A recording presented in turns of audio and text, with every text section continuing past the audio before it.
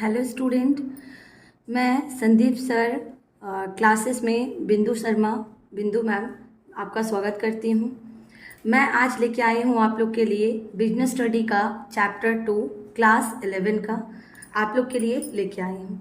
Chapter का name है forms of business organisation. सबसे पहले हम लोग पढ़ेंगे इसका इंट्रोडक्शन। बोलता है every business enterprises has one और मोर ओनर्स, यानी कि बिजनेस जितने सारे वर्ल्ड में बिजनेस है उसका कोई ना कोई ओनर्स तो जरूर होता है। ऑनर का मतलब क्या होता है? ऑनर्स का मतलब होता है जो बिजनेस को कंट्रोल करता है, जो बिजनेस को रन करता है, यानी कि जो बिजनेस का मालिक होता है, जो बिजनेस को चलाता है। यानी कि जितने सारे वर्ल्ड में बिजनेस है उसका एक या एक से ज़्यादा ओनर होते ही हैं।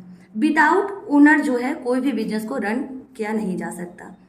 But on the basis of ownership, the business enterprises can classified into 3 broad categories.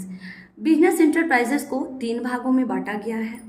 पहला प्राइवेट सेक्टर इंटरप्राइजेस, दूसरा पब्लिक सेक्टर इंटरप्राइजेस और तीसरा जॉइंट सेक्टर इंटरप्राइजेस। पहले हम लोग डिस्कस करेंगे कि प्राइवेट सेक्टर इंटरप्राइजेस होता क्या है। तो बोलता है the business enterprises which are owned, controlled and managed by one और more than one individuals are called private sector enterprises. Private sector enterprises किसको बोलते हैं? जो एक नॉर्मली एक इंसान जिस बिजनेस का मैनेज और कंट्रोल करे उसको हम लोग प्राइवेट सेक्टर इंटरप्राइजेस बोलते हैं। यानी कि जिसमें गवर्नमेंट का कोई भी इंटरफेयर्स ना हो, यानी कि गवर्नमेंट का कोई हस्तक्षेप ना हो, उस तरह का बिजनेस को हम लोग बोलते हैं private sector business. Private sector business को 5 भागों में बांटा गया है। पहला है सोल प्रोप्राइटरशिप बिजनेस, सॉरी यहाँ थोड़ा स्पेलिंग मिस्टेक है, सोल प्रोप्राइटरशिप बिजनेस होगा। दूसरा partnership business, cooperative society, joint stock company, joint Hindu family business. ये हम लोग 5 टॉपिक कवर करेंगे तो हमारा चैप्टर का आधा भाग हम लोग कंप्लीट कर लेंगे। तो सबसे पहले हम लोग डिस्कस करने वाले हैं सोल प्रोप्राइटरशिप बिजनेस। तो सोल प्रोप्राइटरशिप बिजनेस मतलब होता क्या है? सोल प्रोप्राइटरशिप बिजनेस का मतलब होता है जिस बिजनेस में एक ही मालिक हो, यानी कि एक ही ऑनर हो, उस तरह का बिजनेस को हम लोग सोल प्रोप्राइटरशिप बिजनेस बोलते हैं। जिस तरह से हमारा आसपास का दुकान में ग्रोसरी दुकान है, पार्लर दुकान है, उसमें क्या रहते हैं? एक ही ओनर रहते हैं, यानी कि एक ही मालिक रहते हैं। तो इसका प्रॉपर मीनिंग हम लोग समझेंगे। The word sole means only and proprietor means owners. Sole means only, यानी कि सोल का मतलब ओनली मतलब एक, प्रोप्राइटर मतलब होता है ओनर्स, ओनर मतलब मालिक। तो बोला the business enterprises which is owned, manage and controlled by a single person is called soul proprietorship business. यानी कि द बिजनेस बोला वो बिजनेस इंटरप्राइजेस जो ओन्ड किया जाएगा, मैनेज किया जाएगा और कंट्रोल किया जाएगा बाय अ सिंगल पर्सन, मतलब कोई एक इंसान के द्वारा अगर मैनेज और कंट्रोल किया जा रहा है जिस बिजनेस को, उस तरह का बिजनेस को सोल प्रोप्राइटरशिप बिजनेस बोलते हैं।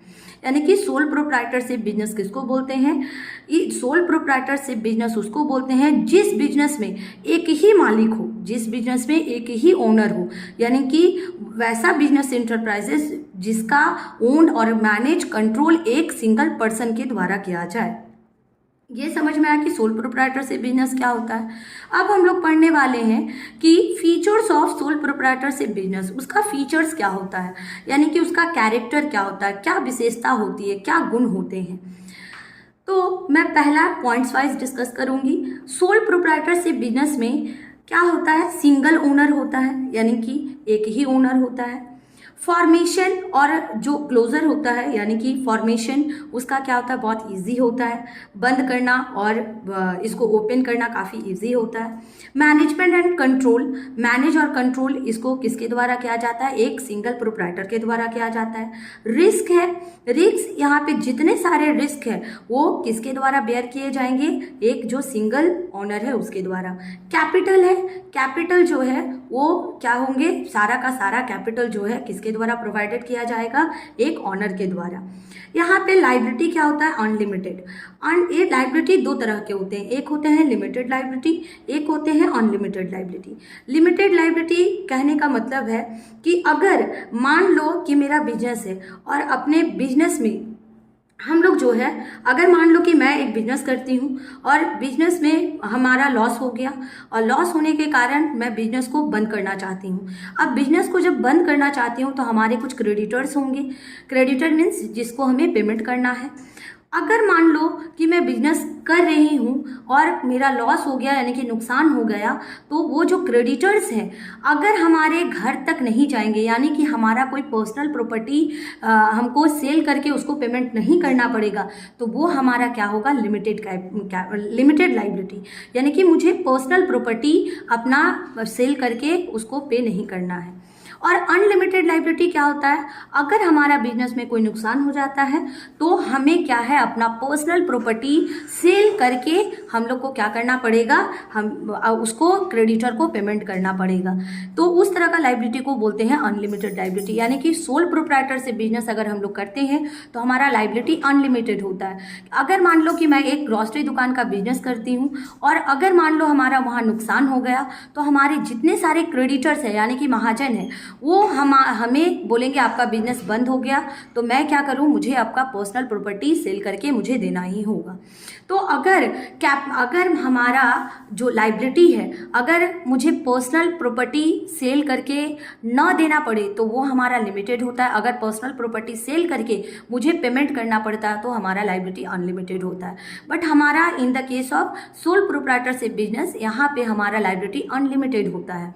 अब मैं फिर से डिस्कस करूंगी। सिंगल ओनर का मतलब बोल रहा है there is only one owner in sole proprietorship business, मतलब बोल रहा है सोल प्रोप्राइटरशिप बिजनेस में सिर्फ एक ही ओनर होते हैं। फॉर्मेशन बोल रहा है it is very easy to form और close the sole proprietorship business because no legal formality is required to be followed for formation और closure of the such type of business.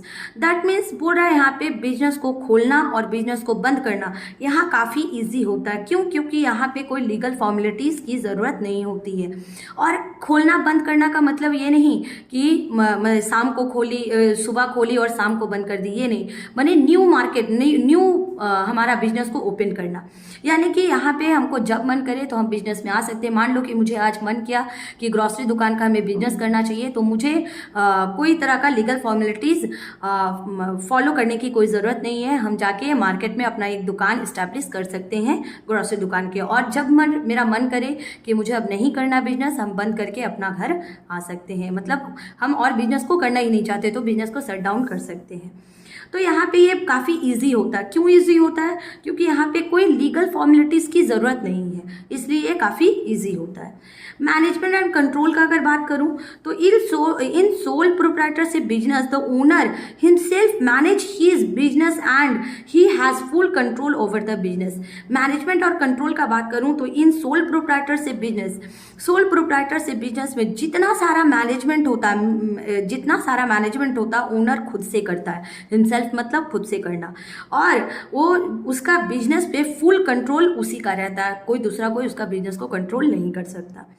तीसरा, अगर next point अगर हम पढ़ें risk, तो all the risk of the sole proprietorship business are formed by the owner alone। जितने सारे risk है वो प्रोप्राइटर को एलोन यानी कि अकेला ही बेयर करना पड़ेगा, दूसरा कोई रिस्क को उसको शेयर करने के लिए नहीं आएगा।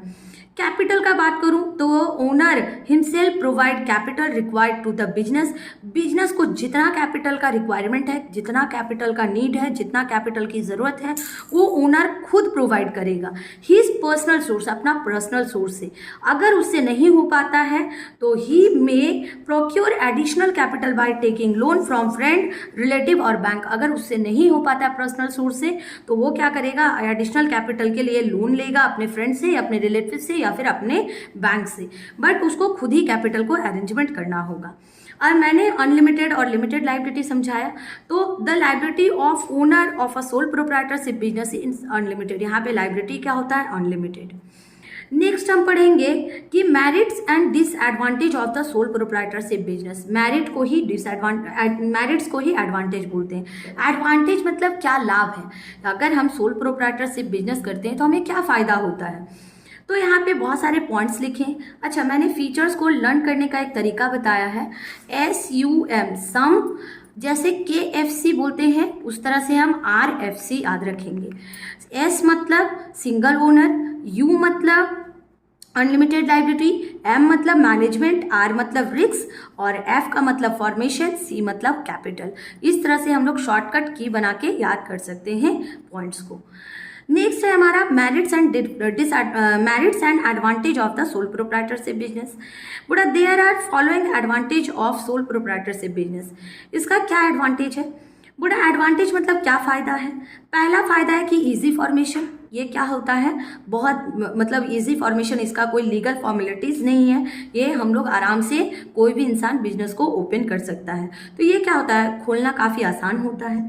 क्विक डिसीजन मेकिंग मीन्स यानी कि हम लोग क्या कर सकते हैं, डिसीजन को बहुत जल्दी ले सकते हैं। अगर मान लो हमारे पास पार्टनरशिप में हम बिजनेस करते हैं, तो अगर मैंने जो डिसीजन लिया, मुझे क्या करना होता है, डिस्कस करना होता है पार्टनर्स के साथ कि मैंने जो डिसीजन लिया वो क्या सही है या नहीं है।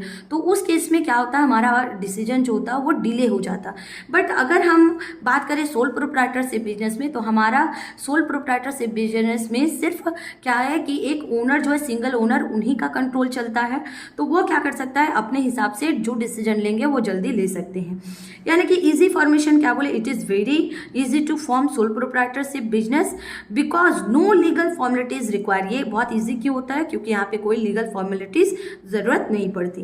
Quick decision, the owner of sole proprietorship business has complete freedom in taking decision relating to manage the business. यहाँ पे क्या होता है, पूरा कंप्लीट फ्रीडम होता है अपना डिसीजन लेने का, क्योंकि हमको किसी से का परमिशन नहीं लेना है डिसीजन को लेने के लिए। He does not have to consult with anyone for taking decision so he can quick decision. उसको डिसीजन लेने के लिए किसी का वेट नहीं करना पड़ता है या किसी का सहमति नहीं लेना पड़ता है, इसलिए वो क्या कर सकता है, डिसीजन को जल्दी ले सकता है। नेक्स्ट है क्रिएशन ऑफ गुडविल। अगर मान लो कि मैं सोल प्रोप्राइटरशिप बिजनेस करती हूँ, तो मैं कस्टमर से अच्छे से डील करूँगी। अगर मान लो पार्टनरशिप बिजनेस रहता, तो उसमें क्या होता, पार्टनरशिप बिजनेस रहता तो मान लो कि मैं अच्छे से बिहेव की कस्टमर के साथ, बट दूसरा जो पार्टनर है वो अच्छे से बिहेव नहीं किया, तो हमारा गुडविल क्या होता, क्रिएट नहीं हो पाता उतने अच्छे से। तो यहाँ क्या है, मैं गुडविल को अपने हिसाब से क्रिएट कर सकती हूँ, यानी कि अपने बिजनेस का रेपुटेशन को बढ़ा सकती हूँ। डायरेक्ट क्यों बढ़ा सकती हूँ? क्योंकि यहाँ direct relation with the customer establish cardinal relation between the owner and customer. यहाँ पे डायरेक्ट रिलेशन होता है कस्टमर और एक ओनर के बीच में। तो इससे क्या होता है कि हम लोग जो ओनर होते हैं वो अच्छे से बिहेव करते हैं अपने कस्टमर को, अच्छे प्रोडक्ट देते हैं अच्छे क्वालिटी का, जिस कारण से इसका रिजल्ट क्या होता है, गुडविल बिजनेस का इंक्रीज होता है। हमारा नेक्स्ट है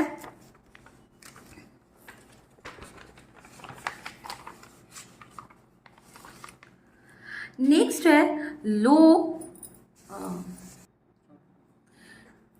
है हमारा लो कॉस्ट ऑफ मैनेजमेंट। यानी कि हमारा क्या होगा, सोल प्रोप्राइटरशिप में मैनेजमेंट का कॉस्ट भी लो होगा। किस तरह से होगा? क्योंकि अगर मान लो कि हम लोग जो है सोल प्रोप्राइटरशिप बिजनेस करते हैं, तो जितना सारा हिसाब किताब होगा हम लोग खुद ही कर लेंगे। कोई प्रोफेशनल जो अकाउंटेंट है उसको हायर नहीं करेंगे। अगर हायर करना होता तो हम लोग को क्या करना होता, फीस देना पड़ता उसको। उस तरह से कॉस्ट ऑफ मैनेजमेंट जो होता है वो क्या होता है, काफ़ी। तो बोला in sole proprietorship business the owner himself manage the business. In sole proprietorship business में क्या होता है कि ओनर जो होता है खुद ही मैनेज कर लेता है। He does not have to appoint for professional manager to manage the business. इसीलिए उसको कोई प्रोफेशनल मैनेजर की कोई ज़रूरत नहीं होती है।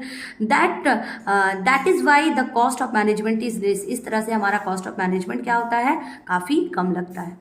नेक्स्ट हम प्रॉफिट का बात करें तो as the entire profit of the sole proprietorship business is enjoyed by the owner alone, he works hard to earn more profit. बोल रहा है यहाँ पे प्रॉफिट किसी के साथ शेयर नहीं करना पड़ेगा। जितने सारे प्रॉफिट होंगे वो क्या करेंगे, खुद इंजॉय करेगा। जो सोल प्रोप्राइटरशिप बिजनेस है वो खुद इंजॉय करेगा, किसी के साथ शेयर नहीं करना पड़ेगा।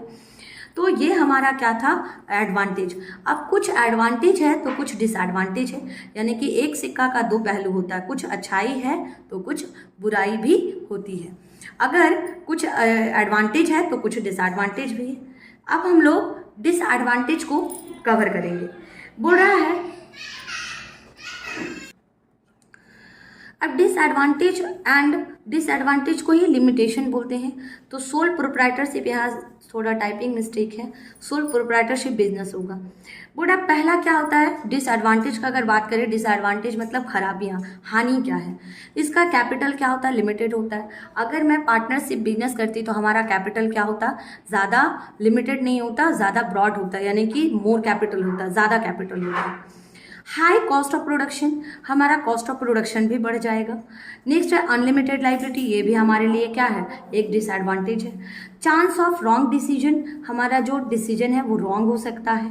अगर 2-3 रहते तो हो सकता है कि मेरा डिसीजन पे कोई डिस्कस करते तो मेरा डिसीजन क्या होता, रॉन्ग नहीं होता। तो मैं अकेला ले रही हूँ, हो सकता है हमारा डिसीजन रॉन्ग हो सकता है। लैक ऑफ कॉन्टैक्ट, यानी कि कॉन्टैक्ट का कमी होगा। अगर मान लो कि मैं पार्टनरशिप बिजनेस करती तो 2-3 मेरा जितना कॉन्टैक्ट है दूसरे का भी रहता तो कस्टमर और इंक्रीज होते। तो यहाँ लैक ऑफ कॉन्टैक्ट की कमी होती है। अब एक एक करके डिस्कस करूंगी। पूरा sole proprietorship business is owned by an individual, एक इंडिविजुअल के द्वारा किया जाता है। The amount of personal resources or borrowing power of individual are limited. यहाँ पे क्या होता है, बोरोइंग पावर, अगर मैं जो पैसे लाऊंगी, जो सोर्स है वो तो हमारा लिमिटेड रहेगा। तो सोल प्रोप्राइटरशिप में जो कैपिटल रहता है वो लिमिटेड होता है, एक इंसान कितना कहाँ से पैसे ला सकता है। फिर क्या है, high cost of production. But it is possible to the sole proprietorship business to produce goods in large scale due to shortage of financial resources. यहाँ पे क्या हो सकता है कि हमारा सोल प्रोप्राइटरशिप बिजनेस में हमारा जो फाइनेंस है, यानी कि पैसे की जो प्रॉब्लम है, वो शॉर्टेज पड़ सकते हैं अगर हम लार्ज स्केल में गुड्स का प्रोडक्शन करें। तो इस तरह से हमारा क्या हो सकता है, कॉस्ट ऑफ प्रोडक्शन इंक्रीज हो सकता है।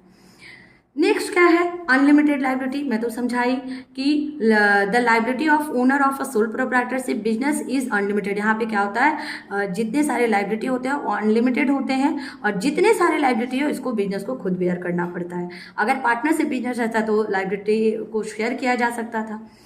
chance of wrong decision in sole proprietorship business the owner himself take all decision of the business। जितने ये जो सोल प्रोप्राइटरशिप बिजनेस में जितने सारे डिसीजन है वो खुद लेता है। तो ही does not make any discussion with any one, किसी के साथ कोई डिस्कशन नहीं करता है। इस तरह से उसका जो डिसीजन है वो ऐसा हो सकता है कि वो गलत भी हो जाए।